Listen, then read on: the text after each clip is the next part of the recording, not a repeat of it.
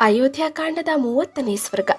ಸೀತಾದೇವಿಯು ಶ್ರೀರಾಮನನ್ನು ಆಕ್ಷೇಪಣೆಯೊಡನೆ ಕಾಡಿಗೆ ಕರೆದುಕೊಂಡು ಹೋಗಲು ಆಗ್ರಹಪಡಿಸಿದುದು. ಅವಳ ವಿಲಾಪವನ್ನು ನೋಡಿ ಶ್ರೀರಾಮನು ತನ್ನೊಡನೆ ಅರಣ್ಯಕ್ಕೆ ಬರಲು ಒಪ್ಪಿಗೆಯನ್ನಿತ್ತುದು. ಮಾತಾ ಪಿತೃಗಳ ಮತ್ತು ಗುರುಜನರ ಸೇವೆಯ ಮಹತ್ವವನ್ನು ಹೇಳಿದುದು. ಅರಣ್ಯ ಪ್ರಯಾಣಕ್ಕೆ ಪೂರ್ವಭಾವಿಯಾಗಿ ತನ್ನಲ್ಲಿರುವ ವಸ್ತುಗಳೆಲ್ಲವನ್ನೂ ದಾನ ಮಾಡಿಬಿಡುವಂತೆ ಶ್ರೀರಾಮನು ಸೀತಾದೇವಿಗೆ ಹೇಳಿದುದು. ಜನಕನ ಮಗಳಾದ ಸೀತೆಯನ್ನು ಶ್ರೀರಾಮನು ಬಹಳವಾಗಿ ಸಂತೈಸಿದರೂ ಅರಣ್ಯಕ್ಕೆ ಹೋಗಲೇಬೇಕೆನ್ನುವ ದೃಢತೆಯಿಂದ ಪುನಃ ಸೀತೆಯು ರಾಮನನ್ನು ಒತ್ತಾಯಪಡಿಸಿದಳು. ಪತಿಯು ತನ್ನ ಪ್ರಾರ್ಥನೆಯನ್ನು ಅಂಗೀಕರಿಸಲಿಲ್ಲವೆಂಬ ಕೋಪದಿಂದ ಅಥವಾ ತನ್ನನ್ನು ಬಿಟ್ಟು ಕಾಡಿಗೆ ಹೋಗುವನೆಂಬ ಭಯದಿಂದ ಬಹಳವಾಗಿ ಕಂಪಿಸುತ್ತಿದ್ದ ಸೀತಾದೇವಿಯು ವಿಶಾಲ ಹೃದಯನಾದ ಶ್ರೀರಾಮನನ್ನು ಪ್ರಣಯ ಕೋಪದಿಂದಲೂ ಮತ್ತು ವೀರಪತ್ನಿಯೆಂಬ ಅಭಿಮಾನದಿಂದಲೂ ನಿಂದಿಸಲು ತೊಡಗಿದಳು. ನನ್ನ ತಂದೆಯಾದ ಜನಕನು ಗಂಡಸಿನ ರೂಪದಲ್ಲಿರುವ ಹೆಣ್ಣಾಗಿರುವ ನಿನ್ನನ್ನು ಅಳಿಯನನ್ನಾಗಿ ಮಾಡಿಕೊಂಡನೆಂದು ಭಾವಿಸುವುದಿಲ್ಲವೇನು? ರಾಮೇ ಇವ ತಪತಿ ದಿವಾಕರೇ ಪರಂ ತೇಜಃನಾಸ್ತಿ. ಶ್ರೀರಾಮನಲ್ಲಿರುವಂತೆ ಉರಿಯುತ್ತಿರುವ ಸೂರ್ಯನಲ್ಲಿ ಕೂಡ ಶ್ರೇಷ್ಠವಾದ ತೇಜಸ್ಸಿರುವುದಿಲ್ಲ ಎಂದು ಜನಗಳು ಆಡಿಕೊಳ್ಳುತ್ತಿರುವುದು ಶುದ್ಧ ಸುಳ್ಳು. ಅಜ್ಞಾನದಿಂದಲೇ ಜನರು ಹೀಗೆ ಹೇಳುತ್ತಿದ್ದಾರೆ. ವಸ್ತುಸ್ಥಿತಿ ಎಂದರೆ ತಪತಿ ದಿವಾಕರೇ ಇವ ರಾಮೇ ಪರಂ ತೇಜಃ ನಾಸ್ತಿ. ಉರಿಯುತ್ತಿರುವ ಸೂರ್ಯನಲ್ಲಿರುವ ಶ್ರೇಷ್ಠವಾದ ತೇಜಸ್ಸು ರಾಮನಲ್ಲಿರುವುದಿಲ್ಲ. ರಾಮಭದ್ರ, ಮನಸ್ಸಿನಲ್ಲಿ ಏನನ್ನು ಕಲ್ಪಿಸಿಕೊಂಡು ವಿಷಣ್ಣನಾಗಿರುವೆ? ನಿನಗೆ ಭಯವೆಲ್ಲಿಯದು? ಅನನ್ಯ ಶರಣಳಾದ ಪತಿಪಾರಾಯಣಿಯಾದ ನನ್ನನ್ನು ಯಾವ ಕಾರಣದಿಂದ ಇಲ್ಲಿಯೇ ಬಿಟ್ಟು ಹೋಗಬೇಕೆಂದು ಬಯಸಿರುವೆ? ವೀರನೇ, ದ್ಯುಮತ್ಸೇನನ ಮಗನಾದ ಸತ್ಯವಂತನನ್ನು ಅನುಸರಿಸಿ ಯಮಾಲಯಕ್ಕೂ ಹೋದ ಸಾವಿತ್ರಿಯಂತೆಯೇ ನಾನು ನಿನ್ನ ವಶವರ್ತಿನಿ ಎಂದು ತಿಳಿ. ಕುಲಕಳಂಕಿನಿಯಾದವಳೊಬ್ಬಳು ಯಾವ ರೀತಿಯಲ್ಲಿ ಪತಿಯು ಜೀವಿಸಿರುವಾಗಲೇ ಉಪಪತಿಯನ್ನು ಹುಡುಕಿಕೊಂಡು ಹೊರಡುವಳೋ ಆ ರೀತಿಯಲ್ಲಿ ನಾನಿಲ್ಲ. ನಾನು ನಿನ್ನನ್ನು ಬಿಟ್ಟು ಮನಸ್ಸಿನಿಂದಲೂ ಮತ್ತೊಬ್ಬನನ್ನು ಸ್ಮರಿಸಿಲ್ಲ. ಆದುದರಿಂದ ನಿನ್ನೊಡನೆ ನಾನು ಅರಣ್ಯಕ್ಕೆ ಬರುತ್ತೇನೆ. ನಾನು ನಿನ್ನಿಂದ ಭರಿಸಲ್ಪಡಬೇಕಾದ ಭಾರ್ಯೆ. ಹಿಂದೆ ಬೇರೆ ಯಾರನ್ನೂ ಮದುವೆಯಾಗದೆ ನನ್ನನ್ನೇ ಮದುವೆಯಾದ ನಿನಗೆ ಪತ್ನಿಯಾಗಿರುವ ಕುಮಾರಿ. ಬಹಳ ಕಾಲದಿಂದಲೂ ನಿನ್ನೊಡನೆ ಸಂಸಾರ ಮಾಡಿದ ಸತಿಯೂ ಆಗಿದ್ದೇನೆ. ಇಂತಹ ನನ್ನನ್ನು ಹೆಂಡತಿಯೆಂದು ಜೀವನ ನಡೆಸುವ ನಟನಂತೆ ಇತರರಿಗೆ ಒಪ್ಪಿಸಲು ಬಯಸಿರುವೆಯಾ? ರಾಮಭದ್ರ, ಯಾವನಿಗೆ ಹಿತವನ್ನು ಈಗ ನೀನು ಬಯಸಿದೆಯೋ ಮತ್ತು ಯಾವನ ಪ್ರಯೋಜನಕ್ಕಾಗಿ ನೀನು ಯೌವರಾಜ್ಯ ಪದವಿಯ ಪ್ರಾಪ್ತಿಯಿಂದ ವಂಚಿತನಾದೆಯೋ ಅಂತಹವನಿಗೆ ಬೇಕಾದರೆ ನೀನು ದಾಸನಾಗು, ವಿಧೇಯನಾಗಿರು. ನನ್ನನ್ನು ಮಾತ್ರ ಇಲ್ಲಿ ಭರತನಿಗೆ ದಾಸಿಯಾಗಿರುವಂತೆ ನಿಯೋಜಿಸಬೇಡ. ನೀನು ನನ್ನನ್ನು ಇಲ್ಲಿಯೇ ಬಿಟ್ಟು ಅರಣ್ಯಕ್ಕೆ ಹೋಗುವುದು ಯೋಗ್ಯವಲ್ಲ.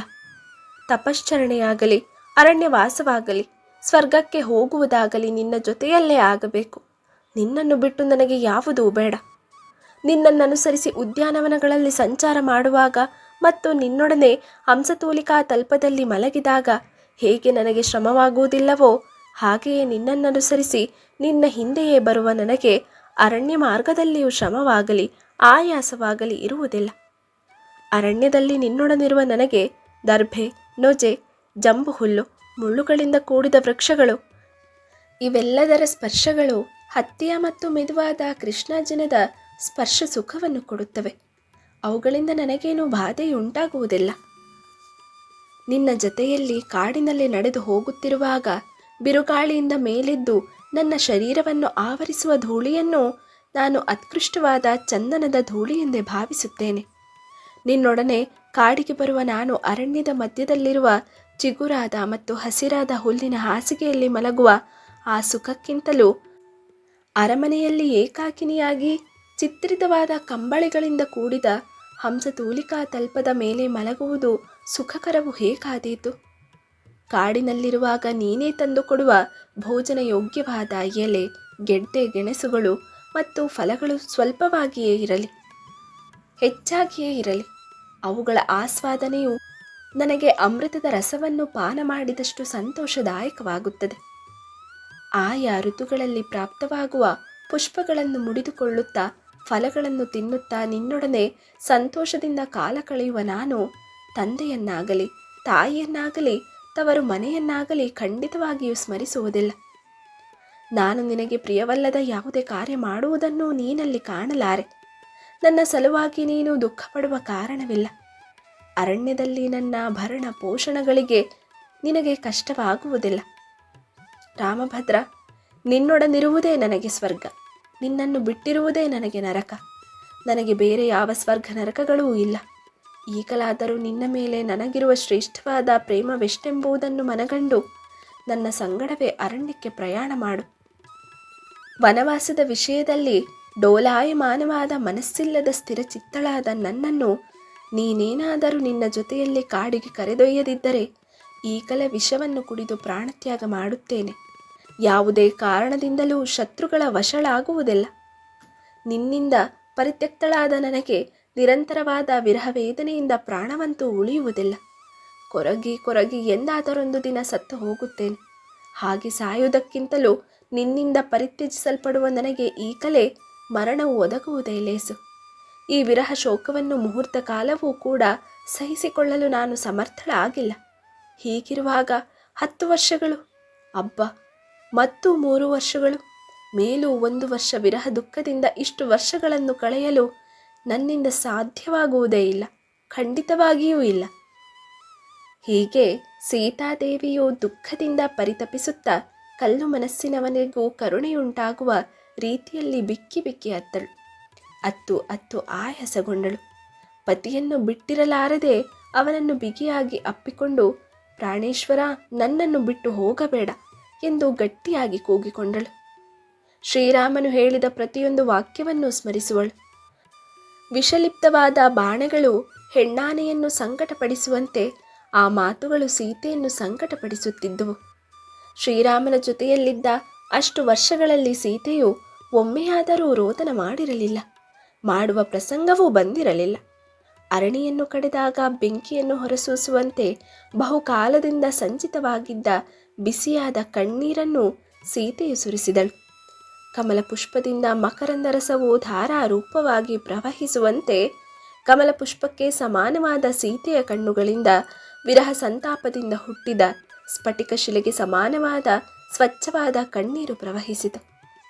ಮೋಢದಿಂದ ಬಿಡುಗಡೆ ಹೊಂದಿದ್ದ ಪೂರ್ಣಚಂದ್ರನ ಕಾಂತಿಯಂತೆ ಅತ್ಯಂತ ಶೋಭಾಯಮಾನವಾಗಿದ್ದ ವಿಶಾಲವಾದ ಕಣ್ಣುಗಳಿಂದ ಕೂಡಿದ್ದ ಸೀತೆಯ ಮುಖ ಕಮಲವು ಸರೋವರದಿಂದ ಹೊರತೆಗೆದ ಕಮಲವು ಸೂರ್ಯ ಕಿರಣಗಳ ಶಾಖದಿಂದ ಬಾಡಿ ಹೋಗುವಂತೆ ಅನವರತವಾದ ಮತ್ತು ಬಿಸಿಯಾದ ಕಣ್ಣೀರಿನ ಸುರಿಮಳೆಯಂತೆ ಬಾಡಿ ಹೋಯಿತು. ಬುದ್ಧಿಗೆಟ್ಟವಳಂತೆ ದುಃಖದಿಂದ ಗಟ್ಟಿಯಾಗಿ ರೋದನ ಮಾಡುತ್ತಿದ್ದ ಸೀತಾದೇವಿಯನ್ನು ಶ್ರೀರಾಮನು 2 ತೋಳುಗಳಿಂದಲೂ ಗಾಢವಾಗಿ ತಬ್ಬಿಕೊಂಡು ಸಂತೈಸುತ್ತಾ ಹೇಳಿದನು, ದೇವಿ, ನೀನು ದುಃಖ ಪಡುತ್ತಿರುವಾಗ ಸ್ವರ್ಗವು ನನಗೆ ಇಷ್ಟವಾಗುವುದಿಲ್ಲ. ಸಕಲ ಪ್ರಾಣಿಗಳ ಸೃಷ್ಟಿಕರ್ತನಾದ ಚತುರ್ಮುಖ ಬ್ರಹ್ಮನಿಗೆ ಯಾವ ಪ್ರಾಣಿಗಳಿಂದಲೂ ಭಯವಿಲ್ಲದಂತೆ ನನಗೂ ಕೂಡ ಯಾವ ಪ್ರಾಣಿಯಿಂದಲೂ ಯಾವ ವಿಧವಾದ ಭಯವೂ ಇಲ್ಲ. ಸುಂದರಮುಖಿಯೇ, ನಿನ್ನ ಹೃದ್ಗತವಾದ ಅಭಿಪ್ರಾಯವನ್ನು ತಿಳಿಯದೆ ನಿನ್ನ ರಕ್ಷಣೆಯಲ್ಲಿ ನನಗೆ ಶಕ್ತಿ ಇದ್ದರೂ ಅರಣ್ಯವಾಸವು ನಿನಗೆ ಬೇಡವೆಂದು ಅಭಿಪ್ರಾಯಪಟ್ಟೆನು. ನನ್ನೊಡನೆ ವನವಾಸ ಮಾಡುವ ಸಲುವಾಗಿಯೇ ಬ್ರಹ್ಮನು ನಿನ್ನನ್ನು ಸೃಷ್ಟಿಸಿದ್ದಾನೆ. ಜಿತೇಂದ್ರಿಯನಾದವನು ತನಗೆ ಲಭಿಸುವ ಕೀರ್ತಿಯನ್ನು ತ್ಯಜಿಸಲು ಸಾಧ್ಯವಾಗಲಾರದಂತೆ ನಿನ್ನನ್ನು ಬಿಟ್ಟು ಹೋಗಲು ನನಗೂ ಶಕ್ಯವಿಲ್ಲ. ಆನೆಯ ಸೊಂಡಿಲಿನಂತೆ ಪುಷ್ಟವಾದ ಊರು ಪ್ರದೇಶವುಳ್ಳವಳೆ, ಹಿಂದೆ ಸತ್ಪುರುಷರಾದ ರಾಜರ್ಷಿಗಳು ಸಪತ್ನೀಕರಾಗಿಯೇ ವಾನಪ್ರಸ್ಥಾನ ಧರ್ಮವನ್ನು ಪಾಲಿಸುತ್ತಿದ್ದರು. ಆ ಧರ್ಮವನ್ನೇ ನಾನು ಈಗ ಅನುಸರಿಸಿ ನಿನ್ನನ್ನು ಕಾಡಿಗೆ ಕರೆದೊಯ್ಯುತ್ತೇನೆ. ಪತ್ನಿಯಾದ ಸುವರ್ಚಲೆಯು ಸೂರ್ಯನನ್ನು ಅನುಸರಿಸಿ ಹೋಗುವಂತೆ ನೀನು ನನ್ನನ್ನನುಸರಿಸಿ ಕಾಡಿಗೆ ಬರಬಹುದು. ಜನಕನಂದಿನಿ, ನಾನು ಅರಣ್ಯಕ್ಕೆ ಹೋಗುವುದಿಲ್ಲವೆಂಬುದು ಇಲ್ಲವೇ ಇಲ್ಲ. ಅರಣ್ಯಕ್ಕೆ ಹೋಗುವುದು ಬಿಡುವುದು ನನ್ನ ಇಚ್ಛೆಗೆ ಸೇರಿಲ್ಲ. ಸತ್ಯದಿಂದ ಪುಷ್ಟವಾದ ನನ್ನ ತಂದೆಯ ಮಾತು ನನ್ನನ್ನು ಅರಣ್ಯಕ್ಕೆ ಒಯ್ಯುತ್ತಿದೆ. ಮೈಥಿಲಿ, ತಂದೆ ತಾಯಿಗಳಿಗೆ ವಿಧೇಯನಾಗಿರುವುದೇ ಸನಾತನ ಧರ್ಮವಾಗಿದೆ. ಆದುದರಿಂದ ತಂದೆಯ ಆಜ್ಞೆಯನ್ನು ಮೀರಿ ಜೀವಿಸಿರಲು ನಾನು ಇಷ್ಟಪಡುವುದಿಲ್ಲ. ತಾಯಿ, ತಂದೆ ಮತ್ತು ಆಚಾರ್ಯರು ಪ್ರತ್ಯಕ್ಷವಾಗಿ ಕಾಣುವ ದೇವತೆಗಳು. ಇವರೆಲ್ಲರನ್ನು ಅತಿಕ್ರಮಿಸಿ ನಮ್ಮ ಸ್ವಾಧೀನಕ್ಕೆ ಸಿಕ್ಕದಿರುವ ದೇವತೆಯನ್ನು ನಾನಾ ಪ್ರಕಾರಗಳಿಂದ ಹೇಗೆ ತಾನೇ ಆರಾಧಿಸಲು ಸಾಧ್ಯ? ತಾಯಿ, ತಂದೆ, ಗುರುಗಳೇ 3 ಲೋಕಗಳು. ಆದುದರಿಂದ ಮಾತಾ, ಪಿತೃ, ಗುರುಗಳನ್ನು ಆರಾಧಿಸಿದರೆ ಮೂರು ಲೋಕಗಳಲ್ಲಿರುವ ಎಲ್ಲ ದೇವತೆಗಳನ್ನು ಆರಾಧಿಸಿದಂತಾಗುತ್ತದೆ. ತಂದೆ ತಾಯಿಗಳ ಸೇವೆಯು ಮೂರು ಲೋಕಗಳಲ್ಲಿರುವ ದೇವತೆಗಳ ಪೂಜೆಗೆ ಸಮಾನವಾಗಿರುತ್ತದೆ. ಆ ಮೂವರ ಸೇವೆಯು ಪರಮ ಪವಿತ್ರವಾದುದು. ಇದಕ್ಕಿಂತಲೂ ಪವಿತ್ರವಾದುದು ಬೇರೊಂದಿಲ್ಲ. ಆದುದರಿಂದಲೇ ನಾನು ಮಾತಾ ಪಿತೃ ಗುರುಗಳನ್ನು ಭಕ್ತಿಯಿಂದ ಆರಾಧಿಸುತ್ತೇನೆ. ಜನಕನಂದಿನಿ, ಸತ್ಯನಿಷ್ಠೆಯಾಗಲಿ, ದಾನ ಮಾಡುವುದಾಗಲಿ, ಅತಿಥಿಗಳು ಮುಂತಾದವರಿಗೆ ಮರ್ಯಾದೆ ಮಾಡುವುದಾಗಲಿ, ಬಹುದಕ್ಷಿಣಾಕವಾದ ಯಜ್ಞಗಳೇ ಆಗಲಿ, ತಂದೆಗೆ ಮಾಡುವ ಹಿತಕರವಾದ ಸೇವೆಯಂತೆ ಶ್ರೇಯಸ್ಸಿಗೆ ಪುಷ್ಟಿಕರಗಳಾಗುವುದಿಲ್ಲ. ಮಾತಾ ಪಿತೃ ಗುರುಗಳ ಶುಶ್ರೂಷಾನುವರ್ತನೆಯಿಂದ ಪ್ರಪಂಚದಲ್ಲಿ ಲಭ್ಯವಾಗದೇ ಇರುವುದು ಯಾವುದೂ ಇಲ್ಲ. ಸ್ವರ್ಗ, ಧನ, ಧಾನ್ಯ, ವಿದ್ಯೆ, ಪುತ್ರರು, ಸಕಲ ವಿಧವಾದ ಸುಖಗಳು ಎಲ್ಲವೂ ಮಾತಾ ಪಿತೃ ಗುರುಗಳಿಗೆ ಅನವರತವಾಗಿ ಮಾಡುವ ಶುಶ್ರೂಷೆಯಿಂದಲೇ ಉಂಟಾಗುತ್ತವೆ. ಮಾತಾ ಪಿತೃ ಗುರುಗಳ ಶುಶ್ರೂಷೆಯಲ್ಲಿಯೇ ನಿರತರಾದ ಮಹಾತ್ಮರು ದೇವ ಗಂಧರ್ವ ಲೋಕಗಳನ್ನು, ಗೋಲೋಕಗಳನ್ನು, ಬ್ರಹ್ಮಲೋಕಗಳನ್ನು ಪಡೆಯುವರು. ಸತ್ಯಧರ್ಮ ಮಾರ್ಗದಲ್ಲಿರುವ ತಂದೆಯು ಹೇಗೆ ಆಜ್ಞಾಪಿಸುವನೋ ಹಾಗೆಯೇ ನಡೆದುಕೊಳ್ಳಲು ನಾನು ಇಚ್ಛಿಸುತ್ತೇನೆ. ಇದೇ ಸನಾತನ ಧರ್ಮವಾಗಿದೆ. ನಾನು ಅರಣ್ಯದಲ್ಲಿ ನಿನ್ನೊಡನೆ ವಾಸ ಮಾಡುತ್ತೇನೆ ಎಂದು ಹೇಳಿ ನನ್ನನ್ನು ಅನುಸರಿಸಿ ಬರಲು ನೀನು ನಿಶ್ಚಯಿಸಿದೆಯಾದ ಕಾರಣ ನಿನ್ನನ್ನು ದಂಡಕಾರಣ್ಯಕ್ಕೆ ಒಯ್ಯಕೂಡದೆಂದು ಯೋಚಿಸಿದ್ದ ನನ್ನ ಬುದ್ಧಿಯು ಶಿಥಿಲವಾಯಿತು. ಕಳಂಕರಹಿತವಾದ ಅವಯವಗಳುಳ್ಳವಳೆ, ಮಾದಕವಾದ ಕಣ್ಣುಗಳುಳ್ಳವಳೆ, ನನ್ನನ್ನು ಬಿಟ್ಟಿರಲು ಭಯಗೊಂಡಿರುವವಳೆ. ಜನಕನಂದಿನಿ, ದೈವದಿಂದಲೇ ನೀನು ವನವಾಸ ಮಾಡಲು ಸೃಷ್ಟಿಸಲ್ಪಟ್ಟಿರುವೆ. ಆದುದರಿಂದ ನನ್ನನ್ನು ಅನುಸರಿಸಿ ಅರಣ್ಯಕ್ಕೆ ನೀನು ಬರಬಹುದು. ನನ್ನೊಡನೆ ಧರ್ಮವನ್ನು ಆಚರಿಸು. ಪ್ರಿಯಳೇ, ಈ ನಿನ್ನ ದೃಢ ನಿಶ್ಚಯವು ನಮ್ಮ ವಂಶಕ್ಕೂ ಮತ್ತು ನಿನ್ನ ವಂಶಕ್ಕೂ ಅನುಗುಣವಾಗಿದೆ. ಗಂಡನನ್ನು ಅನುಸರಿಸಿ ಹೋಗಬೇಕೆನ್ನುವ ಸ್ತ್ರೀಯರಿಗೆ ಪರಮ ಶೋಭಾಯಮಾನವಾದ ಪ್ರಯತ್ನದಲ್ಲಿ ಸಫಲಳಾದೆ. ಜನಕನಂದಿನಿ, ವನವಾಸಕ್ಕೆ ಯೋಗ್ಯವಾದ ದಾನಾದಿ ಕರ್ಮಗಳನ್ನು ಈಗಲೇ ಆರಂಭಿಸು. ಈಗ ನನಗೆ ನೀನಿಲ್ಲದೆ ಸ್ವರ್ಗವೂ ಇಷ್ಟವಾಗುವುದಿಲ್ಲ. ಬ್ರಾಹ್ಮಣರಿಗೆ ಯಥೇಚ್ಛವಾಗಿ ರತ್ನಗಳನ್ನು ದಾನ ಮಾಡು. ಯಾಚನೆ ಮಾಡುತ್ತಿರುವ ಭಿಕ್ಷುಕರಿಗೆ ಭೋಜನ ಮಾಡಿಸು. ಎಲ್ಲವನ್ನು ಬೇಗ ಮುಗಿಸು, ಸಾವಕಾಶವಾಗಬಾರದು. ಬ್ರಾಹ್ಮಣರಿಗೆ ರತ್ನಾಭರಣಗಳನ್ನು ದಾನ ಮಾಡಿದ ನಂತರ ಉಳಿಯುವ ಆಭರಣಗಳನ್ನು, ಅನರ್ಘವಾದ ಮತ್ತು ಶ್ರೇಷ್ಠವಾದ ವಸ್ತುಗಳನ್ನು, ನಾವು ಆಟವಾಡಲು ಬಳಸುತ್ತಿದ್ದ ರಮಣೀಯವಾದ ಸಾಮಾನುಗಳನ್ನು, ವಾಹನಗಳನ್ನು ಮತ್ತು ಉಪಯೋಗಿಸುತ್ತಿದ್ದ ಇತರ ಎಲ್ಲ ವಸ್ತುಗಳನ್ನು ನಮ್ಮ ಸೇವಕರಿಗೆ ಕೊಟ್ಟುಬಿಡು. ಕಾಡಿಗೆ ಪ್ರಯಾಣ ಮಾಡುವುದು ಪತಿಗೆ ಸಮ್ಮತವಾಯಿತೆಂದು ತಿಳಿದೊಡನೆಯೇ ಸೀತಾದೇವಿಯು ಹಿರಿಹಿಗ್ಗಿ ತನ್ನ ವಸ್ತ್ರಾಭರಣಗಳೆಲ್ಲವನ್ನೂ ದಾನ ಮಾಡಲು ಆರಂಭಿಸಿಯೇ ಬಿಟ್ಟಳು. ಪತಿಯ ಮಾತನ್ನು ಕೇಳಿ ಸೀತೆಯು ಆನಂದ ಭರಿತಳಾದಳು. ಅವಳ ಮನಸ್ಸಿನ ಆಸೆಯು ಪರಿಪೂರ್ಣವಾಯಿತು. ಯಶಸ್ವಿನಿಯೂ ಮನಸ್ವಿನಿಯೂ ಆದ ಸೀತೆಯು ಧರ್ಮಾತ್ಮರಿಗೆ ಧನ, ಕನಕ ವಸ್ತುಗಳನ್ನು, ರತ್ನಾಭರಣಗಳನ್ನು ದಾನ ಮಾಡಲು ಉಪಕ್ರಮಿಸಿದಳು. ಇಲ್ಲಿಗೆ 30ನೇ ಸ್ವರ್ಗವು ಮುಗಿಯಿತು. ಭಕ್ತಿ ಮತ್ತು ಶ್ರದ್ಧೆಯಿಂದ ರಾಮಾಯಣವನ್ನು ಓದಿದರೆ ಅಥವಾ ಕೇಳಿದರೆ ಹಿಂದಿನ ಜನ್ಮದಲ್ಲಿ ಅಥವಾ ಇಹ ಜನ್ಮದಲ್ಲಿ ಮಾಡಿದ ಪಾಪಗಳು ಕ್ಷಯವಾಗುತ್ತವೆ. ಇದು ಕೇವಲ ಕಥೆಯಲ್ಲ, ನಮ್ಮ ಆತ್ಮ ಉದ್ಧಾರವಾಗುವ ಮತ್ತು ಪರಮಾತ್ಮನನ್ನು ಹೊಂದುವ ಭಕ್ತಿಯ ಶ್ರೇಷ್ಠ ಮಾರ್ಗವಾಗಿದೆ.